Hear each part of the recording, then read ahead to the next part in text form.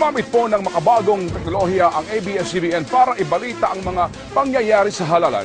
Ito po'y para masiguro na mas magiging maganda at dekalidad ang paghatid ng balita ng ating pong Kapamilya Network. Isa sa mga ginamit namin ay ang tinatawag ngayong virtual presence. Malaki po ang kaibahan ng teknolohiyang ito kaysa sa sinasabi po ng ilan na hologram daw. Sa pamagitan ng tinatawag na hologram, kauna-unahan po ito sa kasaysayan ng telebisyon dito sa ating bansa. At hologram daw. Hologram daw. 2008 unang ginamit sa CNN ang pinakabagong teknolohiya sa broadcasting, ang augmented reality, para ipakita ang mala 3D image ng kanilang field reporters sa loob ng studio. Sa TV, makikitang kaharap at kausap ng anchor ang reporter na nasa ibang lugar. Ang ating kasamang si Ron Gagalak. Ron, bakit tila... At nitong halalan, gumamit din ng kaparehong teknolohiya ang mga networks dito sa Pilipinas. Ang ABS-CBN gumamit ng virtual presence ayon sa ORAD High-Tech Systems na siyang digital graphics provider ng ABS-CBN. Malaki ang pagkakaiba ng hologram sa virtual presence. This is augmented reality technology, and because of this technology we were able to zoom onto the reporter.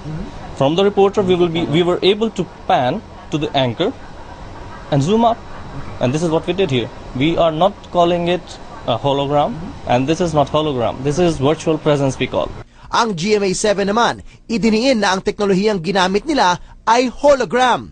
Pero kita sa mga litratong ito sa interview nila kagabi kay Senador Noynoy Aquino na gumamit sila ng green screen o chroma setup.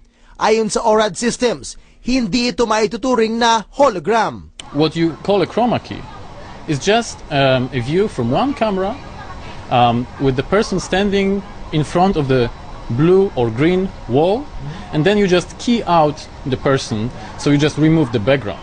Dapat buong 3D image ang makikita sa mismong set bago ito tawaging hologram. Ibig sabihin, kahit paikutan ng kamera, ang makikita pa rin ang buo niyang imahe. Dapat makita na nito ng anchor na nasa loob ng set at hindi lang sa TV lumalabas. When you look at the photo, you have a 2D flat image. A hologram is different because you can actually see the back of the person. You can see them at different angles. Tinawag din noon ng CNN na hologram ang kanilang teknolohiya.